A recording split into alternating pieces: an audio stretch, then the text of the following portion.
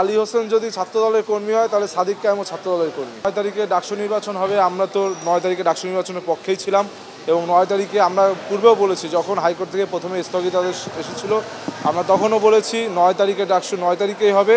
যদি 9 তারিখে ডাকসু 9 তারিখে না হয় সেক্ষেত্রে আমরা বিশ্ববিদ্যালয় শিক্ষার্থীদের নিয়ে আন্দোলন গড়ে তুলব এবং 9 তারিখে ডাকসু 9 তারিখে করবো। সুতরাং এই যে আপনার যে এখন যে রায়টি এসেছে সেটি তো শিক্ষার্থীদের পক্ষেই এসেছে।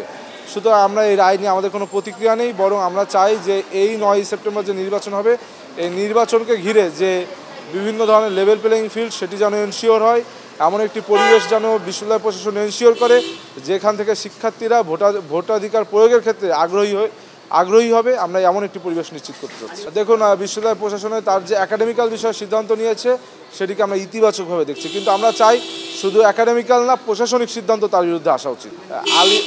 আলী হোসেন যদি ছাত্রদলের কর্মী হয় তাহলে সাদিক কায়েমও ছাত্রদলের কর্মী। আমরা প্রশাসনের সাথে আসলে নির্বাচনের জন্য সুস্থ পরিবেশ বজায় থাকে, নির্বাচনকে ঘিরে আমরা কীভাবে শিক্ষার্থীদের আগ্রহী হিসেবে গড়ে তুলতে পারি এই বিষয়ে কথা হয়েছে এবং এই বিষয়ে আমরা বলেছি বিশ্ববিদ্যালয় প্রশাসনের ইনিশিয়েটিভ নেওয়া উচিত, বিভিন্ন ভিডিও বার্তা দেওয়া উচিত বা শিক্ষার্থীদের ভিতর, যেহেতু শিক্ষার্থীরা দীর্ঘদিন ধরে ভোটাধিকার প্রয়োগ করতে পারেনি, সুতরাং তাদের ভিতরে একটি জাগরণ তৈরি করা যে আগামীতে যে 9 সেপ্টেম্বর যে নির্বাচন এই নির্বাচন যেন একটি উৎসবমুখর পরিবেশ হয় এবং সবাই যেন আমরা একযোগে এই নির্বাচনে ভোটাধিকার প্রয়োগ করতে পারি, এই বিষয়ে কথা হয়েছে।